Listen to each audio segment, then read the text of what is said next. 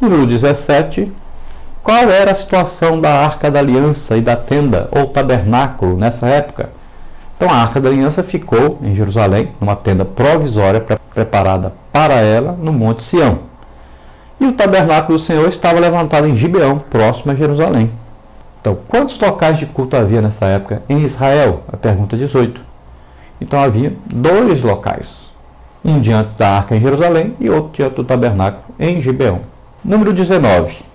Da tenda provisória que o rei Davi erigiu para colocar essa arca no Monte Sião em Jerusalém, para onde a arca foi transportada posteriormente? Então nós sabemos que para o Templo de Salomão, também em Jerusalém, como você vê em 1 de Reis 8, de 1 a 9. Na pergunta 20, para que a arca aparece em visão no livro de Apocalipse 11, 19, em um futuro escatológico? Então apenas para lembrar a Israel que o tempo da bênção divina nacional, conforme as promessas do Eterno a Israel, é chegado. Para eles se lembrarem dessa presença de Deus e das promessas de Deus que não falham. Parte 3, novo reino, novos alvos a alcançar. Davi priorizava as coisas espirituais e primava por isso? Pergunta 21. Sim, ao chegar ao trono, sua grande preocupação foi cuidar da arca e do culto ao Senhor, e em seus salmos Davi ressalta isso muitas vezes. Número 22, para completar. A arca representava a presença de Deus entre seu povo. E ali virei a ti e falarei contigo de cima do propiciatório, do meio dos 2 querubins que estão sobre a arca do testemunho. Tudo o que eu te ordenar para os filhos de Israel. Quando a arca foi levada inicialmente para Jerusalém, tanto Davi como os filhos de Israel alegravam-se perante o Senhor com toda a sorte de instrumentos de madeira, de faia, com harpas e com saltérios, com tamborins, com pandeiros e com símbolos. E quando iam para a guerra, até levavam essa arca. Era a presença de Deus entre o povo de Israel. Até para atravessar o rio Jordão ali no tempo de Josué, colocaram a arca lá no meio do rio. O povo olhava para a arca e atravessava, porque tinha fé que Deus estava com eles. E a nossa caminhada de cristã é assim, olhando para o autor e consumador da nossa fé, Jesus Cristo. O olhar espiritual é evidente. E então, essa arca tinha ali uma tampa de ouro propiciatório com 2 querubins com as asas unidas aí. E sobre essa tampa, então, era oferecido uma vez por ano o sangue de um bode, representando o povo, e Deus queimava isso aí, subia uma fumacinha, e ali Deus estava recebendo as vidas de todos, representado na vida daquele animal. Assim foi o sacrifício de Jesus. Quando Jesus morreu na cruz do Calvário, subiu o cheiro suave para Deus, como oferta queimada ali, e foi o sacrifício único, legítimo, verdadeiro, eterno, nunca mais precisa fazer outro. Foi o sacrifício perfeito que Jesus fez em nosso lugar, morrendo por nós na cruz do Calvário. Número 23, por que a arca permaneceu 3 meses em casa de Obed-Edom? Porque no transporte da arca para Jerusalém, os levitas encarregados disso descumpriram o preceito da lei de Deus sobre o assunto e houve castigo divino com a morte de um levita. Então quem deveria carregar era um sacerdote e não apenas um levita encarregado de serviços normais. E nós devemos saber que Deus é um Deus de ordem. As coisas de Deus são corretas, não é de qualquer maneira que é feito. Você diz, mas o animal tropeçou e a arca ia cair no chão.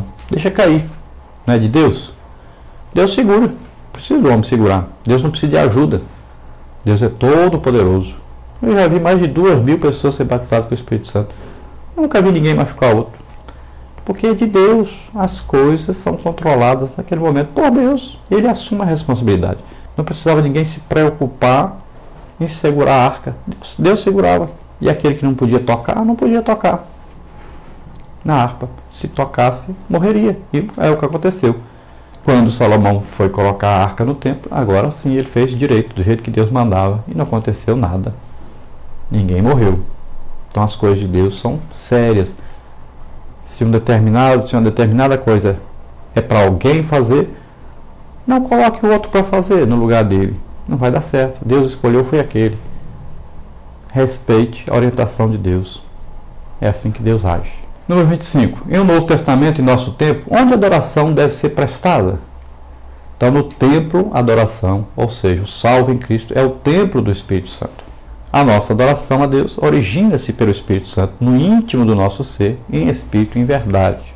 E nesta era da igreja, cada crente é santuário de Deus e por isso pode adorá-lo pelo Espírito Santo, que no crente habita em qualquer lugar. Então, lembrando que o nosso corpo é templo do Espírito Santo, morada de Deus na terra, e este é o local da legítima adoração, em espírito e em verdade. Somos nós que vamos a Deus. Então, sempre em espírito, através do Espírito Santo que habita em nós, em verdade, sempre de acordo com a palavra de Deus, obedecendo à palavra de Deus, a orientação de Deus. Então, a verdadeira adoração é aquela que é prestada no nosso templo, que somos nós mesmos, e é o Espírito Santo que está em nós mesmos. E ele, então, nos liga diretamente com Deus. Número 26. A adoração é exatamente o mesmo que louvor? Não. Muitos afirmam louvar a Deus sem, contudo, adorá-lo. Isso por ignorância, hipocrisia, engano, etc. Nós vamos falar aqui pelo menos 7 diferenças entre louvor e adoração, para você entender. Você acha isso aí no nosso site, esse estudo. Vamos ver. Louva-se a Deus pelo que Ele faz ou fez, mas adora-se a Deus pelo que Ele é. O louvor é um agradecimento a Deus e a adoração é o engrandecimento de Deus.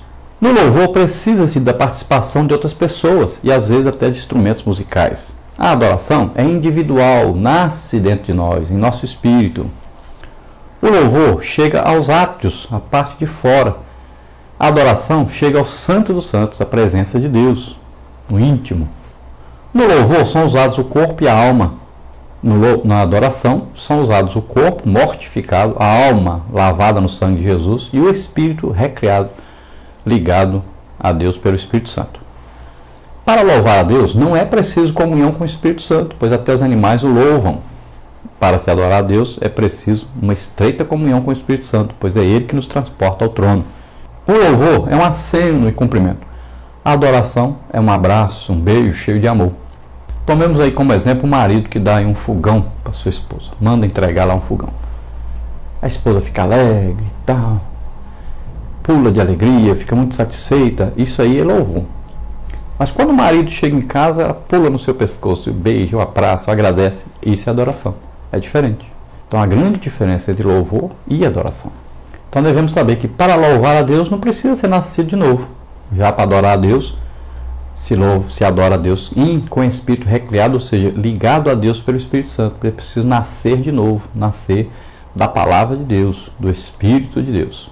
E é por isso que nós vemos aí tão poucos adoradores. Muitos louvam. Como tem gente que louva a Deus? Adorador é pouco. E Deus procura aqueles que o adoram em espírito e em verdade. Difícil de achar, mas ainda acha. Aí tem gente que quando vai louvar bate palma e dança e tal. Por quê? Porque para louvar o corpo entra no meio, né? A carne entra no meio. Até os animais podem louvar.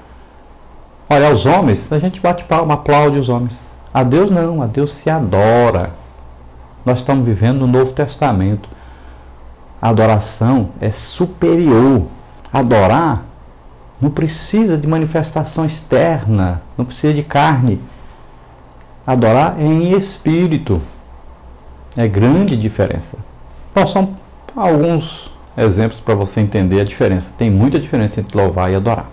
Sejamos adoradores, é muito melhor do que louvadores.